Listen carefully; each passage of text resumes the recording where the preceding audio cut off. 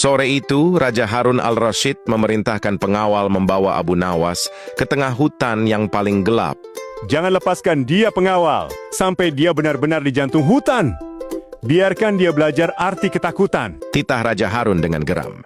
Raja Harun dan para pengawal meninggalkan Abu Nawas di bawah pohon raksasa yang dahan-dahannya seperti tangan hantu.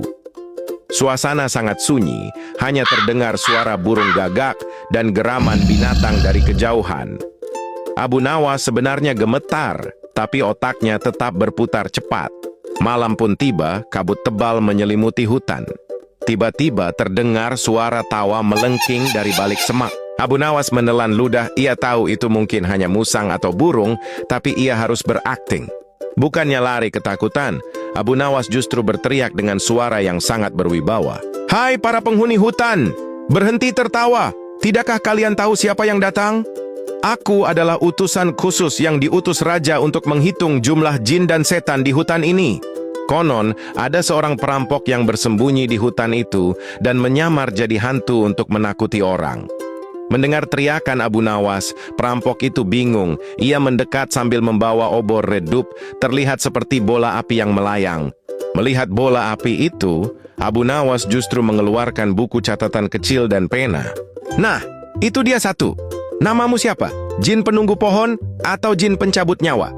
Cepat jawab, raja sedang menunggu laporanku di perbatasan." Si perampok yang tadinya mau menakuti, malah mengira Abu Nawas adalah orang sakti yang tidak punya rasa takut. Ia berpikir, Orang ini pasti punya ilmu tinggi. Dia malah mau mendata jin. perampok itu ketakutan dan lari terbirit-birit meninggalkan obor redupnya. Setelah itu, Abu Nawas menemukan sebuah pondok tua yang ditinggalkan perampok tadi. Di dalamnya penuh dengan tumpukan emas dan perhiasan hasil rampokan bertahun-tahun. Bukannya takut, Abu Nawas malah tidur nyenyak di atas tumpukan kain sutra yang ada di sana. 3 hari berlalu. Raja merasa bersalah dan mengutus pengawal untuk mengambil jasad Abu Nawas, atau apa yang tersisa darinya. Pastikan dia dikubur dengan layak, Kata Raja Harun dengan nada sedih. Saat pengawal sampai, mereka terbelalak. Abu Nawas bukan hanya masih hidup, tapi ia sedang duduk santai di depan pondok sambil membakar sepotong daging rusa, mengenakan jubah mewah yang ia temukan. "Wahai pengawal, sampaikan pada raja bahwa hutan ini sebenarnya adalah gudang harta karun para jin.